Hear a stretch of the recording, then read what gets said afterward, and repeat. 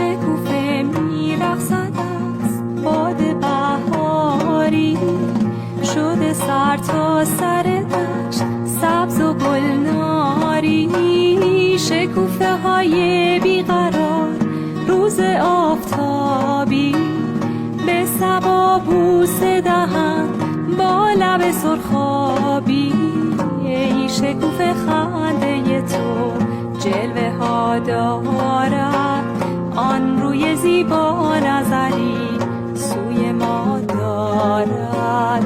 ای شکوفه خنده تو جلوه ها دارد، آن روی زیبا نظری سوی ما دارد.